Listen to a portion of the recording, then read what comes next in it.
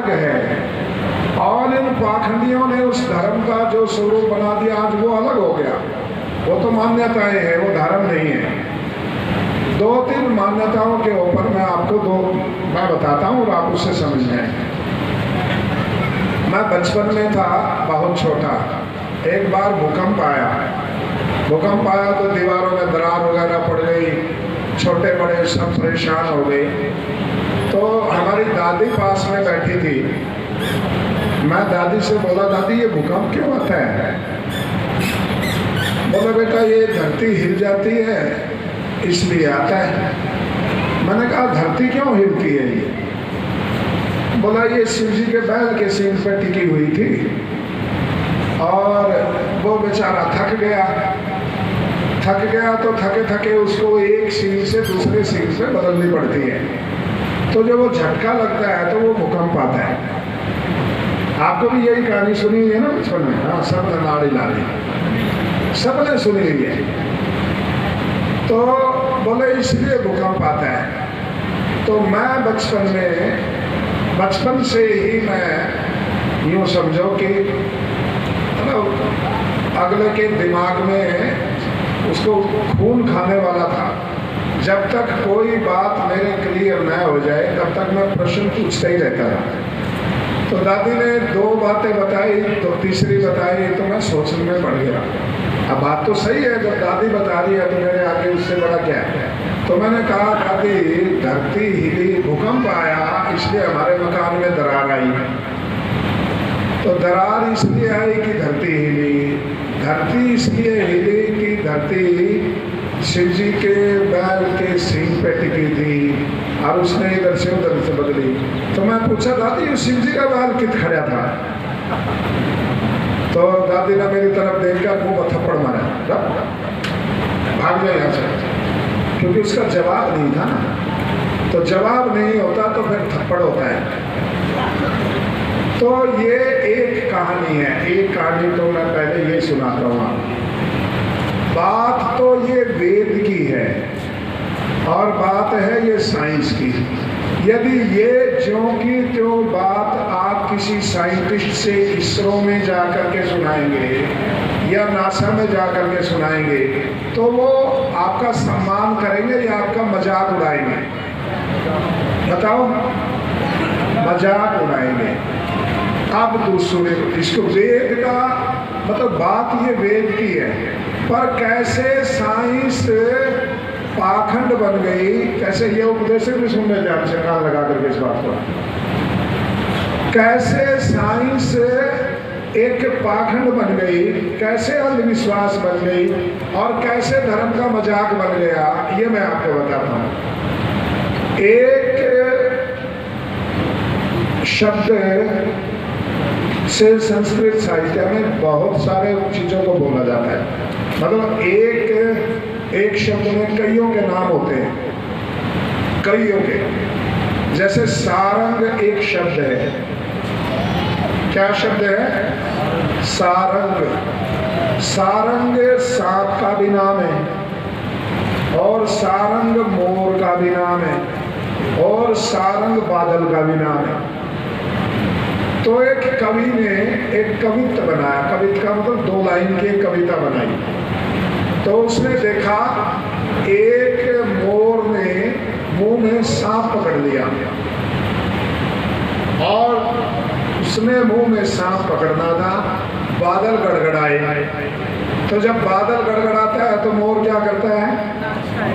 कूकता है, जोर की कूक लगाता है। तो कूक लगाए तो सांप मुंह से निकल के भाग जाए, और बादल गड़गड़ाए और मोर कूक ना लगाए, ये भी संभव नहीं। तो बहुत शाना ये इस कल्याणी और रामनिवास जैसा कोई बहुत शाना कवि बैठा था, तो उसने तुरंत कवित्व बनाया। सारंग ने सारंग गयो, गयो कहते पकड़ लिया। सारंग ने सारंग गयो और सारंग बोले आए, और जे सारंग मुख से कुछ कहे तो सारंग मुख से जाए। समझ में आई? एक शब्द और कविता पूरी 3 चीजें आ गई एक शब्द में। ऐसे ही एक शब्द है संस्कृत में, वृषभ कहते हैं बैल को। संस्कृत में वृषभ किसको कहते हैं? और वृषभ कहते हैं सूर्य को। दोनों को वेद में वृषभ सूर्य को भी कहते हैं और वृषभ बैल को भी कहते हैं, दोनों को। संस्कृत में शब्द है वृषभ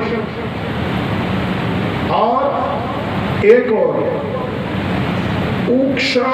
उक्ष एक शब्द है, उक्षा बैल को कहते हैं और उक्षा कहते हैं सूर्य को भी। उक्ष से संस्कृत में और अंग्रेजी में ऑक्स बन गया।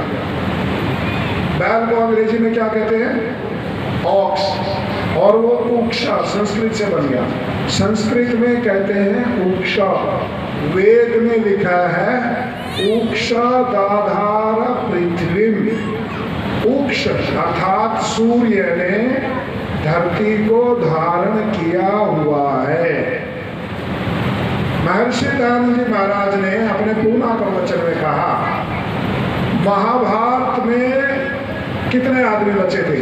अभी कल्याणी बता रही थी ना, कितने आदमी बचे थे महाभारत में? कौरवों के पक्ष के बचे थे 3 लड़ाई के मैदान में, केवल 3। कृतवर्मा, कृपाचार्य और अश्वत्थामा, ये 3 बचे थे केवल। और पांडवों के बचे थे 5 पांडव और योगेश्वर कृष्ण।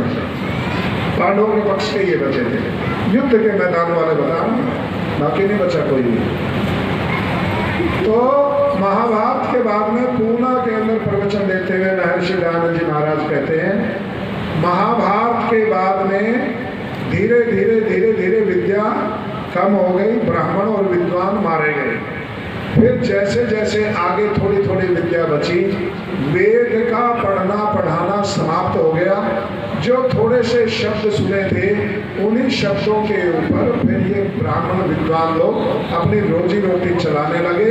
जब विद्या रोजी रोटी का साधन बन गई, फिर अपने ही परिवारों में पढ़ाने लगे, बाकी सब अनपढ़ कर दिया। अभी भी होता है ना, कोई वैद्य होता है ना पुराना, उसके परिवार में 3 नुस्खे जानता है। यदि कोई 3 नुस्खे जानता है तो उन 3 नुस्खों के ऊपर सारा परिवार रोटी खाएगा। हम किसी को यूँ कहेंगे ना, हमें भी बता दे, बोलो ना ना फलाना बाबा कृष्णागिरी आया था, उसने बताया था, उन्होंने यूँ कहा था, और किसी का ना बताइए। तो जब रोजी रोटी के लिए कोई विद्या आ जाती है तो उसे आगे नहीं बढ़ाता। तो पंडितों ने भी आगे विद्या किसी को नहीं पढ़ाई, तो सीमित ज्ञान हो गया। सीमित क्या हुआ? लौकिक संस्कृत तो बच गई, लौकिक संस्कृत तो पढ़ी, वैदिक संस्कृति नहीं पढ़ी, वैदिक संस्कृत नहीं पढ़ी। लौकिक संस्कृत में उक्षा बोलते हैं बैल को, और वैदिक संस्कृत में उक्षा बोलते हैं सूर्य को।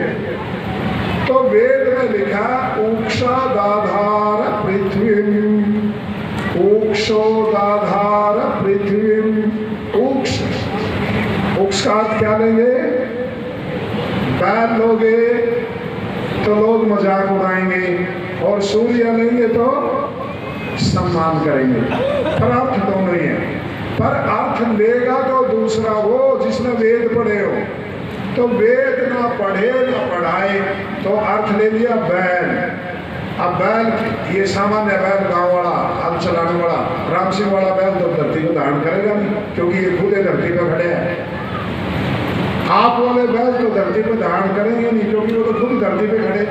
तो बैल किसका होना चाहिए? फिर कल्पनाएं, कपोल, कहानी जोड़ेंगे तो फिर बैल किसका, कौन सा होना चाहिए? नंदी, क्योंकि नाम उसका लो जो दिखे भी नहीं। अब दिखता ही नहीं नंदी कहाँ है। और किसका है बैल? नंदी शिव जी का। अब शिव जी का बैल होना चाहिए, बैल की सींग पर धरती होनी चाहिए, तो तब जाकर के कहानी जोड़। एक प्योर विशुद्ध साइंस का कैसे कपोल कल्पना कपोड़ा बना दिया इन्होंने धोती प्रसादों ने, और कैसे वेद की विद्या को नाश कर दिया। मैं बता रहा था ना आपको दोपहर पहले, जब चांदापुर के मेले में धर्म विचार और सत्य धर्म विचार मेला हुआ तो महर्षि दयानंद जी महाराज हिंदुओं का पक्ष लेकर के आए, क्योंकि इनका पक्ष उपस्थित करने वाला कोई व्यक्ति नहीं था। अरे पढ़े तो है, कुछ जगह पढ़े और बाकी तो सब धोती प्रसाद रह गए। तो वहां पर विचार हुआ कि भगवान ने सृष्टि बनाई, कैसे बनाई, इसके ऊपर विचार कर लिया। तो सबसे पहले मौलवी का नंबर आया। मौलवी से कहा आप बताओ धरती भगवान ने ये सृष्टि कैसे बनाई? बोला भगवान ने कहा कुन अर्थात हो जा, तो हो गई। ये बोला हो तो गई, पर किस चीज से हुई ये तो बताओ। बोले बस नहीं, भगवान ने ये कहा कि हो जा, अल्लाह ने क्या कहा हो जा, और वो हो गई। अरे बोला हो तो गई, ये तो मैंने मान लिया, पर हुई किस चीज से, किस चीज से बनी? तो बोला जी मैं थोड़ा पेशाब करके आता हूँ, और उठ करके भाग गया। अब सवाल का जवाब तो दे नहीं पाया ना। अब आपने कहा रोटी बनाई माँ ने, बोला किससे बनाई? उसने कहा रोटी बन जा। अरे बन तो गई, पर बनी किस चीज से? गेहूं से, चने से, जौ से, बाजरा से, ज्वार से, किस चीज की बनी रोटी? उसका जवाब नहीं दे पाई। थोड़ी देर बाद में फिर ईसाई पादरी जो आया हुआ था, उससे पूछा आप बताओ भाई सृष्टि विद्या के बारे में आपके ग्रंथ में क्या लिखा हुआ? पादरी ने बोला सुन लो बच्चों, जिन कॉन्वेंट स्कूलों में, पब्लिक स्कूलों में या अंग्रेजों के स्कूलों में अपने बच्चों को पढ़ाने जाते हो ना, उनके धर्म के ग्रंथ में उन्होंने कहा God created the sun on the 4th day.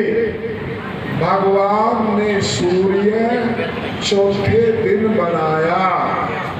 ये बाइबल में लिखा हुआ है। मैं अमेरिका में भी एक बार, वहाँ का बहुत बड़ा बस अड्डा है, 6-7 मंजिल है उसकी, न्यूयॉर्क का पोर्ट, उसको बोलता पोर्ट अथॉरिटी बस अड्डे को। इधर उधर दाएं बाएं सब जगह बस जाते हैं सारे अमेरिका। तो वो बाइबल बेचने लग रहे बल्कि मूर्ख हिंदुओं को बांटते हैं। सॉफ्ट टारगेट तो हिंदू है ना, तो उनको बांट रहे, बता रहे कि भगवान ईशा आया, सबके पाप अपने सिर पे ले करके फांसी पे चढ़ गया और तुम्हारा कल्याण कर लिया। तो मैं उनके पास में लगा, थोड़ी थोड़ी सी बातें चलाई। तो मैंने कहा भाई ये साइंटिफिक है ग्रंथ या अनसाइंटिफिक है, वैज्ञानिक का क्या है? बोला प्योर साइंस। मैंने कहा ये सूर्य बड़ा है या धरती बड़ी है? बोला जी सूर्य बड़ा है और धरती छोटी है। मैंने कहा यदि आपको घुमाने के लिए कह दिया जाए, मान लो माताओं के घर में कढ़ाई भी है और चमचा भी है, तो माताओं को, एक अनपढ़ माता को ये कह दें कि इन कढ़ाई और चमचे में से एक चीज तुम्हें दूसरी के चारों तरफ घुमानी है, तो वो कढ़ाई को चमचे के चारों तरफ घुमाएगी या चमचे को कढ़ाई की तरफ घुमाएगी? बोलो माता। कढ़ाई में उठाकर चमचे के चारों तरफ घुमाएगी या चमचा उठाकर कढ़ाई की तरफ घुमाएगी? चमचा।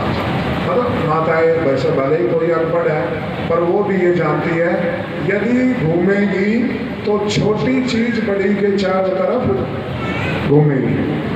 बाइबल में ये लिखा है कि सूर्य धरती का चक्कर काटता है, और वेद में ये लिखा है कि धरती सूर्य का चक्कर काटती है। बताओ लोगों, विज्ञान की किताब बाइबल है या वेद? तो महर्षि दयानंद जी महाराज ने उस पादरी से पूछा भाई तुम बताओ सृष्टि निर्माण कैसे हुआ? तो पादरी ने बोला हमारे बाइबल में लिखा है God created the sun on the 4th day. भगवान ने सूर्य चौथे दिन बनाया। ऋषि दयानंद जी महाराज ने पूछा रे पागल, दिन और रात तो बनते ही सूर्य के कारण है, जब सूरज ही नहीं था तो चौथा दिन कहाँ से आ गया? बोला जी मैं भी पेशाब करके आता हूँ। वो भी भाग गया। ये कहानी है। तो यदि आप आर्य समाज में आकर के वेद का चश्मा लगा करके वेद के दृष्टिकोण के हिसाब से धर्म को समझना शुरू करेंगे तो आपके बालक बन जाएंगे प्योर धार्मिक और वैज्ञानिक भी बन जाएंगे। दूसरी एक और कहानी जो प्रचलित है वो सुनाता हूँ, वो भी वेद की है। क्या है?